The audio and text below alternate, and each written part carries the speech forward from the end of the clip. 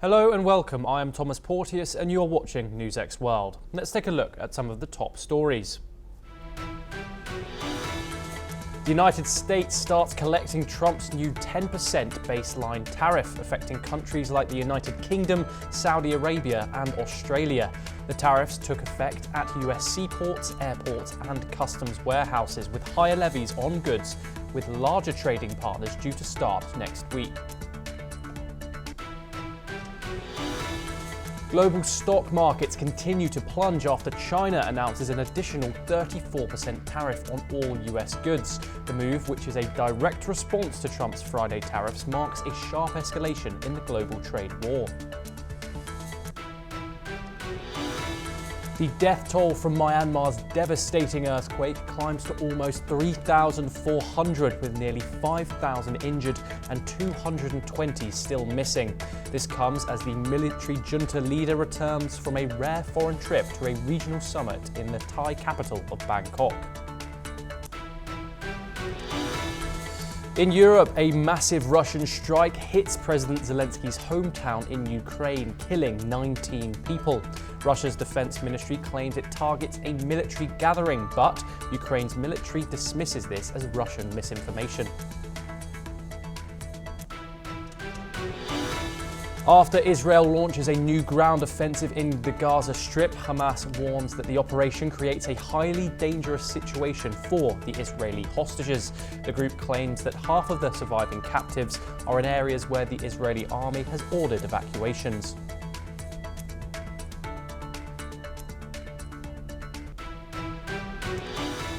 A Venezuelan man legally living in the US was mistakenly sent to an El Salvadorian mega prison with migrants accused of gang ties. A federal judge has ordered his return by April the 7th after ruling the deportation as unlawful. Indian Prime Minister Narendra Modi arrives in Colombo, Sri Lanka for a weekend visit focused on bilateral relations. The Prime Minister receives a ceremonial welcome and a guard of honour. British comedian and actor Russell Brand is charged with 2 counts of rape and indecent assault in the United Kingdom. According to reports, the alleged offences took place between 1999 and 2005. Brand denies the allegations.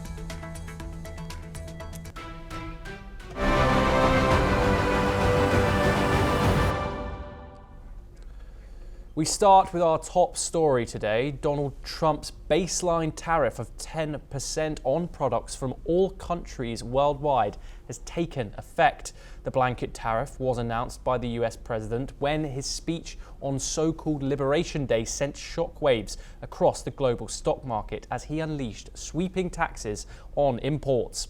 On the other hand, Israeli Prime Minister Benjamin Netanyahu reportedly has spoken with US President Donald Trump about his new tariff policy. 2 senior Israeli officials said on Friday as Israel seeks to minimize the impact of the threatened US measures. One of the senior officials has said that most of it can be sold. According to reports, Netanyahu raised the issue in his phone call with Trump on Thursday while on a visit to Hungary. US Secretary of State Marco Rubio also discussed tariffs with Israel's Prime Minister. The State Department said in a readout of their conversation on Friday. As part of a sweeping new tariff policy announced by Trump, unspecified Israeli goods exports to the United States face a 17% tariff. The US is Israel's closest ally and largest single trading partner. As Israeli Finance Ministry official has said that Trump's latest tariff announcement could impact Israel's exports of machinery and medical equipment. Trump has also stated that the Israeli Prime Minister may be visiting the US next week. Meanwhile, Trump's latest tariff policy has sparked fear among Indian exporters. The 10% base tariff will be effective from today, while a flat 26% country-specific duty for India will come into force next Wednesday on April the 9th. However, reports state that Trump is actively negotiating trade deals with India, Vietnam, Israel, according to a senior advisor to the US president. The Indian government has said that it is carefully examining the implications of the tariffs announced by Trump on April the 2nd, and that the Commerce Ministry is assessing the situation along with all stakeholders.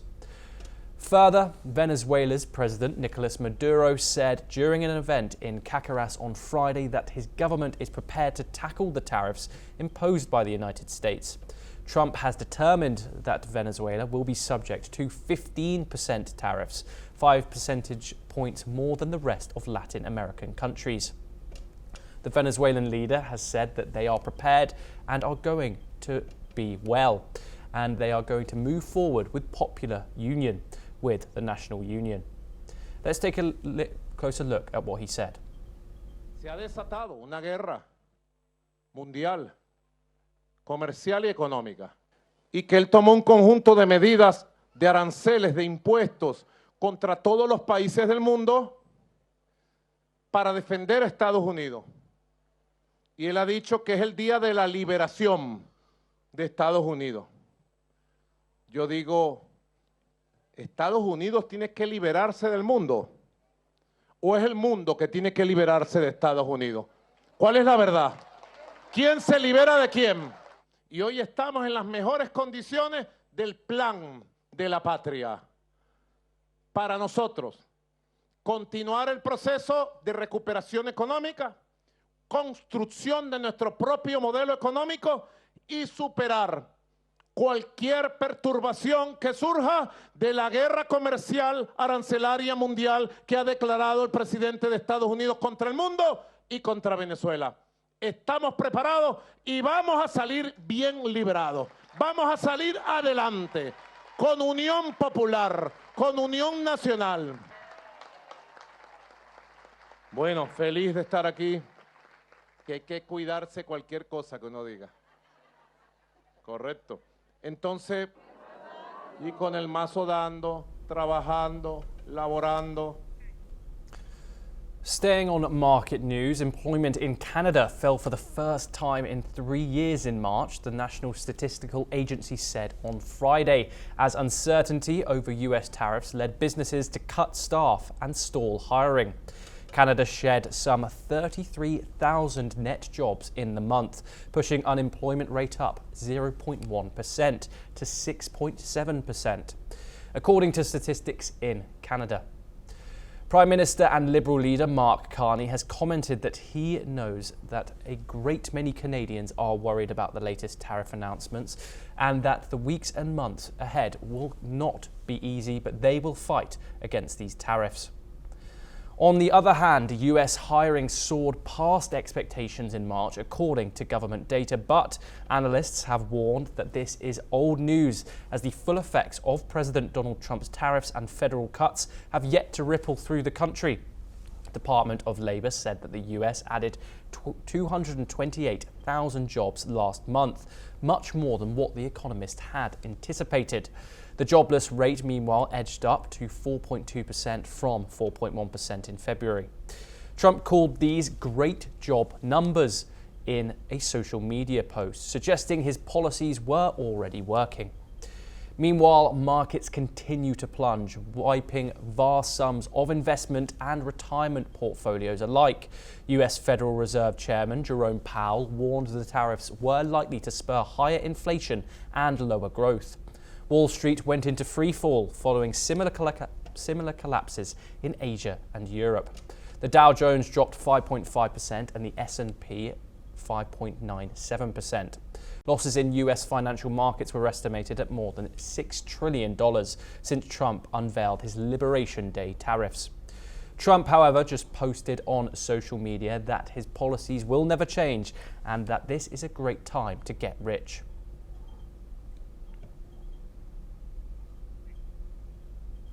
US Federal Reserve Chair Jerome Powell says President Trump's new tariffs are larger than expected and the economic damage could be too. Speaking in Virginia, Powell warned of a highly uncertain outlook with elevated risks of both inflation and unemployment. This is what he said.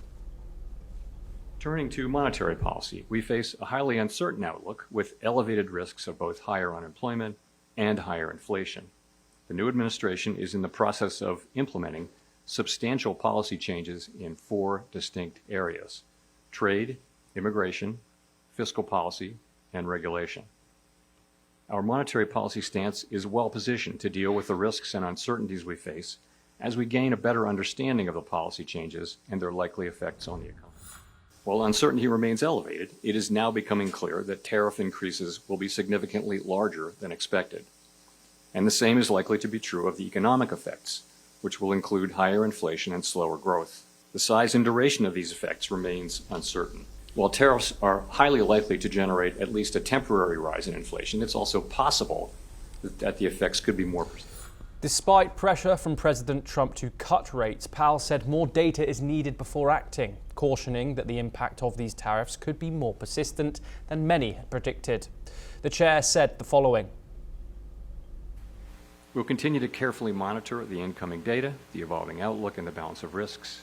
We're well positioned to wait for greater clarity before considering any adjustments to our policy stance. It is too soon to say what will be the appropriate path for monetary policy. Moving on now, a deadly Russian ballistic missile strike has hit Ukrainian President Volodymyr Zelensky's hometown of Kryvyi Rih, claiming the lives of 19 people, including 9 children.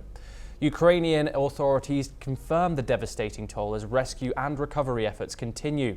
The head of Kryvyi Rih's military administration has provided an update on the situation and the ongoing response. Let's take a listen to what he had to say. Триває аварійно-рятувальна операція. На зараз, на жаль, 16 загиблих, 6 з них діти. Ракета взорвалась у повітрі, це такі спеціальні ракети з воздушним підривом, щоб більше постраждало людей. Клята русня запустила її з центру масиву, поруч дитячий майданчик. Діти загинули на або біля дитячого. In the aftermath of the attack, President Zelensky condemned Russia's actions, saying the strike targeted a residential area near a children's playground and left more than 24 others injured. Speaking at a press conference in Kiev, Zelensky said diplomacy means nothing to Russia, calling their actions inhumane and ruthless. We need the Russians to be ready for diplomacy, not just to be killers. So far, they are just devils, he said. Let's hear from the Ukrainian president. Ми вважаємо, що припинення вогню повинно бути безумовним. А після цього вже ми можемо розмовляти в будь-якому форматі. Але для цього треба, щоб русські не були просто вбивцями, а були готові до дипломатії. Поки що вони просто черті. Ну, як можна на них ще по-іншому сказати? На сьогодні удар, 12 людей вбили. Їздять до Америки, щось виступають, ходять на канали, розказують, як вони хочуть мир, показують якісь mineral deals, що вони готові, на що вони готові. Let's turn over to the Middle East, where the situation in Gaza remains extremely volatile as Hamas warns that Israel's escalating offensive is putting hostages at serious risk. The group claims that half of the remaining Israeli hostages are in evacuation zones targeted by the Israeli military and they won't be moved. Meanwhile, Israeli jets have launched new airstrikes on Khan Yunis and Western Rafah. At least 5 people have been killed since dawn, including a Palestinian woman. The ground invasion is also deepening in northern Gaza following deadly strikes on a school-turned-shelter in Gaza City. In the West Bank, a young Palestinian boy was shot dead in Hussan near Bethlehem during a clash with Israeli forces. The Israeli army says it is targeting fighters while humanitarian concerns continue to grow across the region. Tensions are escalating within the Israeli government as Attorney General Gali Barahav Miara accuses Prime Minister Benjamin Netanyahu of a conflict of interest in his decision to dismiss Shin Bet chief Ronan Bar. The AG says Netanyahu's move is fundamentally flawed and politically motivated, citing ongoing corruption investigations involving the Prime Minister's associates. Bar himself told the Supreme Court that Netanyahu pressured him to delay testimony in his own criminal trial, which the former refused. Netanyahu fired back, calling Bar's claims full of lies and blaming a breakdown in trust. The dismissal has triggered widespread protests, with the Supreme Court temporarily blocking the move until April the 8th. The controversy follows a turbulent period for Netanyahu, including arrests of his two close aides in a scandal known as Qatargate. The death toll from Myanmar's powerful earthquake has surged to 3,354 people, with over 4,800 injured and at least 220 still missing.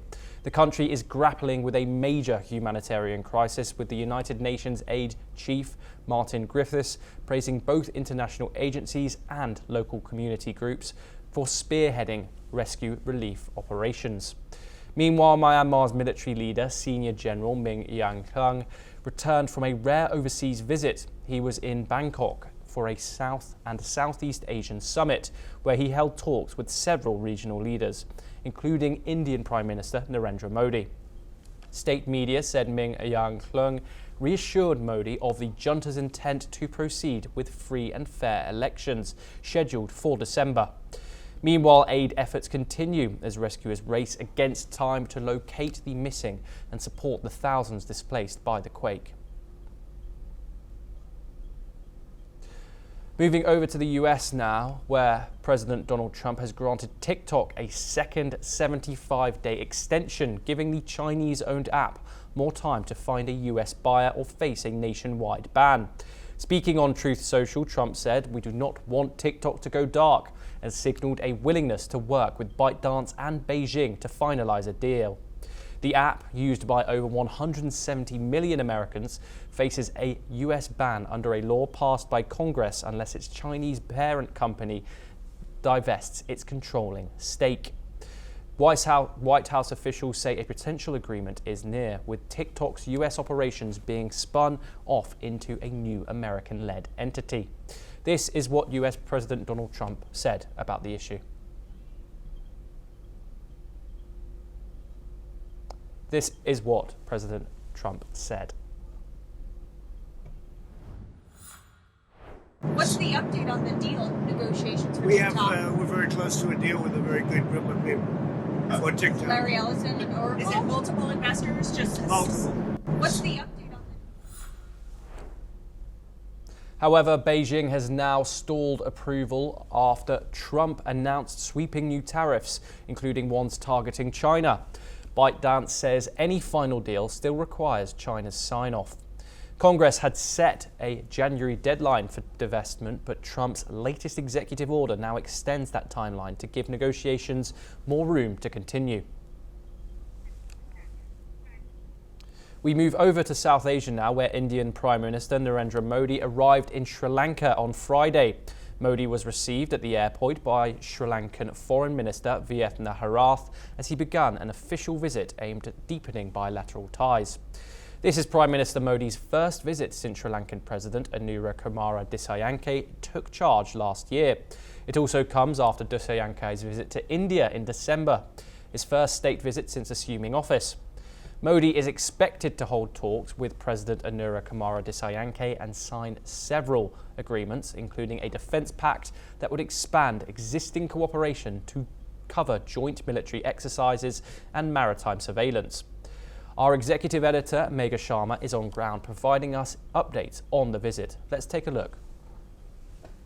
A very good morning to all of you. We are here in Colombo and this is the Independence Square, the very historic place which was commemorated back in 1948 after Ceylon became an independent country out of the clutches of the colonial rule of the British. What is significant today is Prime Minister Narendra Modi would be arriving over here and is going to be presented with a ceremonial welcome which will be hosted by none other than the Sri Lankan President, who is Anura Dissanayake. Now here, if you take a look at all these preparations, a red carpet that has been rolled out for Prime Minister Narendra Modi. Last minute cleaning process is taking place. We have, the armed forces who are also gathered over here, who are at this point of time ready with their preparations in terms of the march past that is going to happen, the band that is going to play. In fact, if I ask my camera person to pan on on the right-hand side over here, where there's a beautiful fountain, and on top of that fountain is the monument of the first premier of Ceylon, of Sri Lanka in 1948, Don Stephen Senanayake, and he... Moving on now. A federal judge has ordered the Trump administration to return a Maryland man who was mistakenly deported to a prison in El Salvador. Kilmar Albrigado Garcia, who was expelled last month along with hundreds of alleged gang members, must be returned to the US by no later than Monday. US District Judge Paula Xinis ordered. This came after an immigration judge had granted Garcia legal protection from deportation in 2019. US Immigration and Customs Enforcement said in a recent court filing that deporting Garcia was an administrative error and an oversight, but the Department of Homeland Security had still argued that the court does not have jurisdiction to order Mr. Garcia's return because he is in El Salvador's custody. The White House has alleged Mr. Garcia is an MS-13 gang member, but his lawyers argued there is no evidence to prove that he is gang affiliated. Judge Xinis called Garcia's deportation an illegal act when issuing her order on Friday. She said he must be returned by Monday. The Trump administration has stood by its deportations and criticized judges as politically motivated. In a post on X, White House Deputy Chief of Staff Stephen Miller referred to Judge Xinis as a Marxist who thinks now she's president of El Salvador. This is what Garcia's lawyer said in response to the deportation.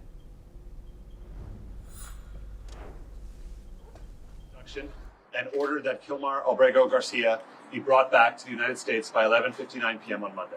Found that the government did not dispute that there was no legal basis whatsoever for his deportation. She found that the government's arguments that she was powerless to order him brought back to the United States were without legal merit. And she found that he was suffering irreparable harm with every day that goes by while he's separated from his family and while he's detained under such harsh conditions in the infamous CCOT prison. Meanwhile, a charter flight carrying 208 Venezuelan migrants deported from the United States arrived Friday at Mariquita International Airport near Caracas. Venezuelan authorities confirmed the group was welcomed under the government's return to the homeland plan led by Transport Minister Raymond Araguayan. The flight, operated by US-based Eastern Airlines, included 176 men, 30 women and 2 children. This marks a rise in deportation activity. Just a day earlier, 2 separate flights returned a combined 511 Venezuelan nationals, with some migrants transferred via Honduras or Mexico and flown directly from US soil. The Venezuelan government says returnees are processed through national security and reintegration protocols as part of a broader repatriation effort. Over to Europe, where France's far-right National Rally Party is calling for a peaceful mass protest in Paris on April the 6th, following a court ruling that bars Marine Le Pen from running in the next presidential election. A Paris court convicted Le Pen and more than 20 party members on March the 31st of embezzling European Union funds. The ruling carries an immediate 5-year ban from public office, effectively blocking her path to the 2027 race unless she successfully appeals next summer.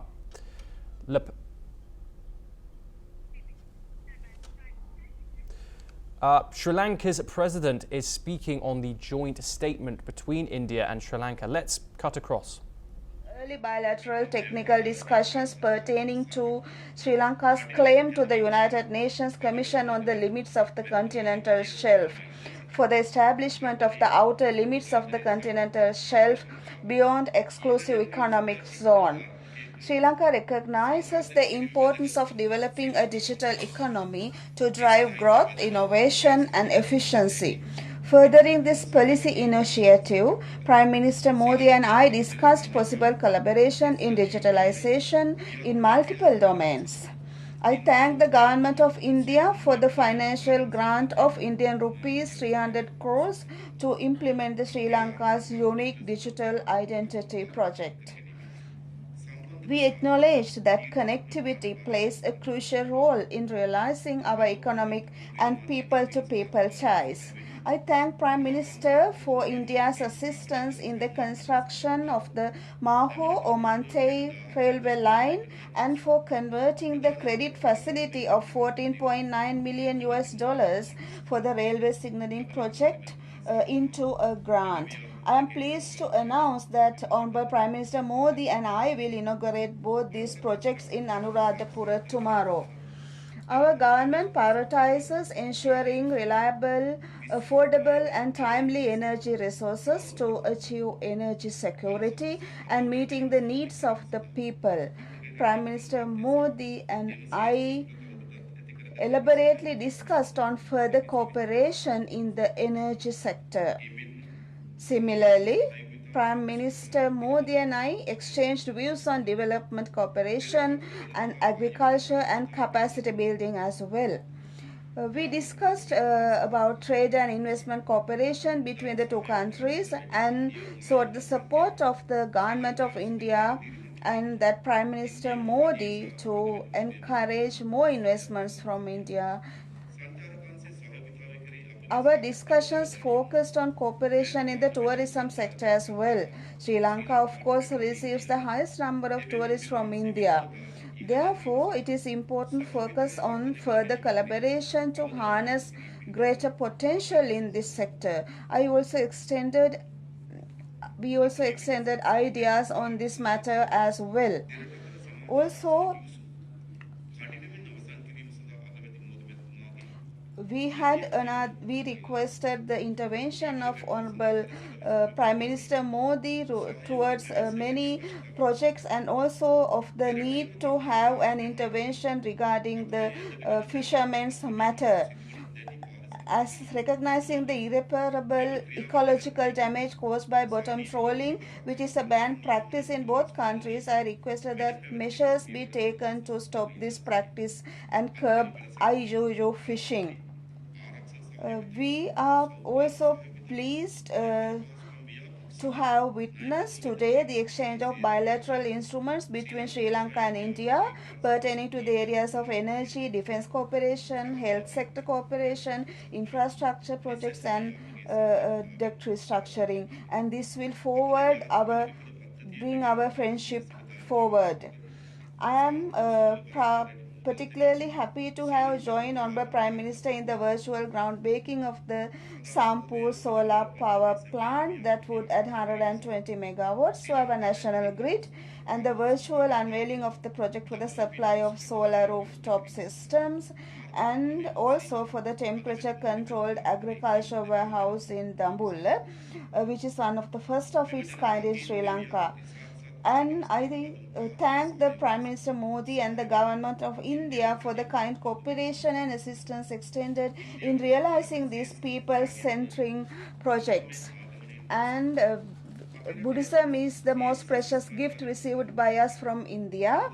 And I am pleased to note that tomorrow, Honorable Prime Minister Modi and his delegation will be traveling to Anuradhapura and in Anuradhapura, we expect to pay homage to the Sri Maha Modi in Anuradhapura.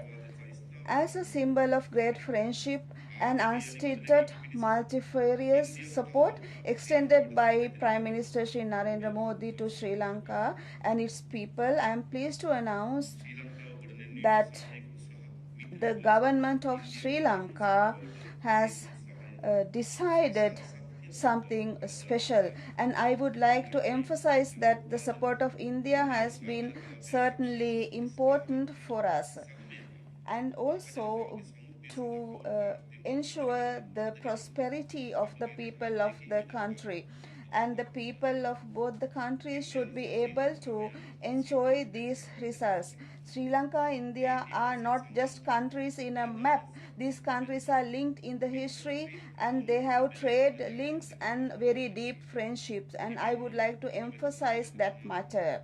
Also, Honorable the Sabbasa Sabvikas concept is also a concept of timely importance. This concept is put forward by Honorable Narendra Modi, and he has always extended hands of friendship to Sri Lanka and the people of the country. As a symbol of the great friendship of unstinted support extended by the Prime Minister of India, I am pleased to announce that the government of Sri Lanka has decided to confer upon him the highest Sri Lankan honor to a foreign head of state or head of government, Sri Lanka Mitra Vibhushana.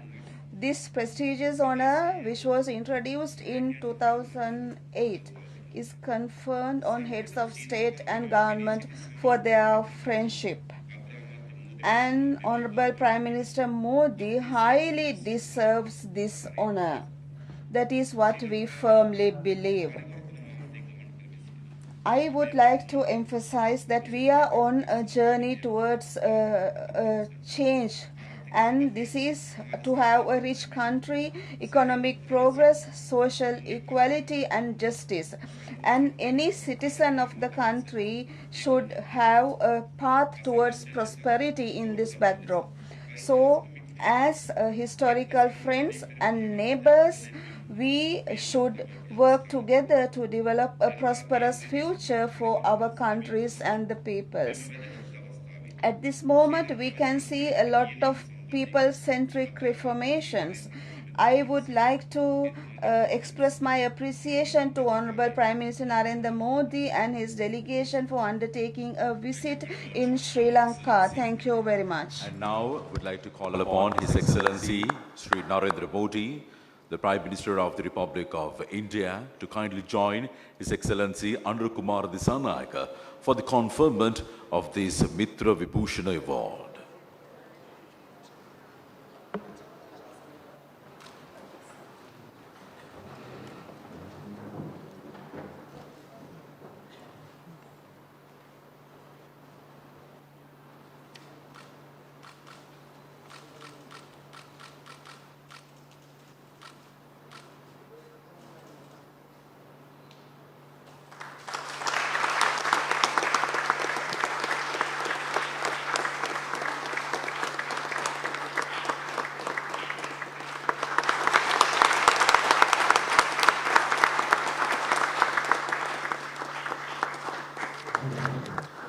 May I once again request the leaders to proceed to your respective lecterns. Thank you very much, Your Excellencies. And now I have the honor of inviting His Excellency Sri Narendra Modi, Prime Minister of the Republic of India, to kindly deliver his statement. Your Excellency, राष्ट्रपति दिशा नायक जी, दोनों देशों के delegates, media के सभी साथी, नमस्कार, आयुबोवन, वणक्कम। आज राष्ट्रपति दिशा नायक द्वारा श्रीलंका मित्र विभूषण से सम्मानित किया जाना मेरे लिए गौरव की बात है। यह सम्मान केवल मेरा सम्मान नहीं, बल्कि यह 140 करोड़ भारतीयों का सम्मान है। यह भारत और श्रीलंका के लोगों के बीच ऐतिहासिक संबंधों और गहरी मित्रता का सम्मान है। इस सम्मान के लिए मैं राष्ट्रपति जी का, श्रीलंका सरकार और यहाँ के लोगों का हृदय से आभार व्यक्त करता हूँ। फ्रेंड्स, प्रधानमंत्री के रूप में श्रीलंका का यह मेरा चौथा दौरा है। 29 की मेरी पिछली यात्रा एक बहुत ही संवेदनशील समय पर हुई थी। उस समय मेरा विश्वास था कि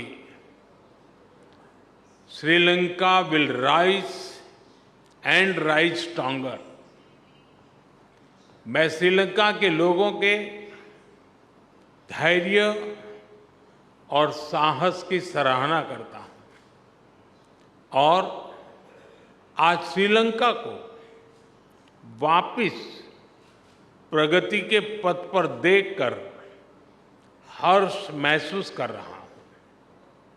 भारत के लिए यह गर्व का विषय है कि हमने एक सच्चे पड़ोसी मित्र के रूप में अपने कर्तव्यों का निर्वहन किया है। चाहे 2019 का आतंकी हमला हो, कोविड महामारी हो या हाल में आया आर्थिक संकट, हर कठिन परिस्थिति में हम श्रीलंका के लोगों के साथ खड़े रहे हैं। मुझे महान तमिल संत थिरुवल्लुवर की बात याद आ रही है। उन्होंने कहा था, शेयर करिए याबुल नटपिण आदुपुल वेणेक्करिए याबुल कापू, अर्थात चुनौतियों और शत्रुओं के विरुद्ध एक सच्चे मित्र और उसकी मित्रता की ढाल से बढ़कर और क्या सुरक्षा हो सकती है। फ्रेंड्स, राष्ट्रपति दिशा नायक ने अपनी पहली विदेश यात्रा के लिए भारत को चुना था और उनके पहले विदेशी अतिथि बनने का सौभाग्य मुझे मिला है। यह हमारे विशेष संबंधों की गहराई का प्रतीक है। हमारी नेबरहुड फर्स्ट पॉलिसी और विजन महासागर दोनों में श्रीलंका का विशेष स्थान है। पिछले 4 महीनों में राष्ट्रपति दिशा नायक की भारत यात्रा के बाद से हमारे सहयोग में उल्लेखनीय प्रगति हुई है। सामपुर सोलर पावर प्लांट से श्रीलंका की ऊर्जा सुविधा में मदद मिलेगी। मल्टी प्रोडक्ट पाइपलाइन के निर्माण और त्रिंकोमाली को ऊर्जा हब के रूप में विकसित किए जाने के लिए जो समझौता हुआ है, उसका लाभ श्रीलंका के सभी लोगों को मिलेगा। दोनों देशों के बीच ग्रिड इंटरकनेक्टिविटी समझौते से श्रीलंका के लिए बिजली एक्सपोर्ट करने के विकल्प खुलेंगे। मुझे खुशी है कि आज श्रीलंका में धार्मिक स्थलों के लिए 5000 सोलर रूफटॉप सिस्टम का उद्घाटन किया जाएगा। Sri Lanka unique digital identity project में भी हम सहयोग करेंगे। फ्रेंड्स, भारत ने सबका साथ सबका विकास के विजन को अपनाया है। हम अपने पार्टनर देशों की प्राथमिकताओं को भी महत्व देते हैं। पिछले 6 महीनों में ही हमने $100 मिलियन से अधिक राशि के लोन को ग्रांट में बदला है। हमारी द्विपक्षीय डेट रिस्ट्रक्चरिंग एग्रीमेंट से श्रीलंका के लोगों को तत्काल सहायता और राहत मिलेगी। आज हमने इंटरेस्ट की दर को भी कम करने का निर्णय लिया है। यह प्रतीक है कि आज भी भारत श्रीलंका के लोगों के साथ खड़ा है। पूर्वी प्रांतों के सामाजिक और आर्थिक विकास के लिए लगभग 2.4 बिलियन लंकन रुपए का सहयोग पैकेज दिया जाएगा। आज हमने किसानों की भलाई के लिए श्रीलंका के सबसे बड़े वेयर हाउसेज का भी उद्घाटन किया। कल हम माहो ओमनथाई रेल लाइन का उद्घाटन करेंगे और माहो अनुराधपुरा स्टेशन पर सिग्नल सिस्टम का भी शिलान्यास करेंगे। कांके संतुरई पोर्ट से आधुनिकीकरण के लिए काम जल्द ही शुरू किया जाएगा। श्रीलंका में इंडियन ओरिजिन तमिल कम्युनिटी के लिए 10,000 घरों का निर्माण कार्य जल्द पूरा किया जाएगा। श्रीलंका के 700 अतिरिक्त कार्मिकों को भारत में प्रशिक्षण प्रदान किया जाएगा। इसमें सांसद, न्यायपालिका से जुड़े लोग, उद्यमी, मीडियाकर्मी के साथ साथ युवा लीडर्स भी शामिल होंगे। फ्रेंड, हमारा मानना है कि हमारे सुरक्षा हित समान है। दोनों देशों की सुरक्षा एक दूसरे से जुड़ी है और एक दूसरे पर निर्भर है। भारत के हितों के प्रति उनकी संवेदनाओं के लिए मैं राष्ट्रपति दिशा नायक का आभारी हूं। रक्षा सहयोग में संपन्न किए गए महत्वपूर्ण समझौते का हम स्वागत करते हैं। कोलंबो सिक्योरिटी कॉन्क्लेव और हिंद महासागर में सुरक्षा सहयोग पर भी मिलकर काम करने के लिए हम सहमत हैं। फ्रेंड्स, भारत और श्रीलंका के बीच सदियों पुराने आध्यात्मिक और आत्मीयता भरे संबंध है। मुझे यह बताते हुए अत्यंत खुशी है कि 1960 में मेरे होम स्टेट गुजरात के अरावली में मिले भगवान बुद्ध के रेलिस को श्रीलंका में दर्शन के लिए भेजा जा रहा है। त्रिकोमाली के थिरुकोनेश्वरम मंदिर के रिनोवेशन में भारत सहयोग देगा। अनुराधपुरा महाबोधि मंदिर परिसर में सेक्रेड सिटी और नोरेलिया में सीता एलिया मंदिर के निर्माण में भी भारत सहयोग करेगा। फ्रेंड्स, हमने मछुआरों की आजीविका से जुड़े मुद्दों पर भी चर्चा की। हम सहमत हैं कि हमें इस मामले में एक मानवीय अप्रोच के साथ आगे बढ़ना चाहिए। हमने मछुआरों को तुरंत रिहा किया जाने और उनकी बोट्स को वापस भेजने पर भी बल दिया। हमने श्रीलंका में रिकंस्ट्रक्शन और रिकंसिलिएशन पर भी बात की। राष्ट्रपति दिशा नायक ने अपने समावेशी दृष्टिकोण के बारे में मुझे बताया।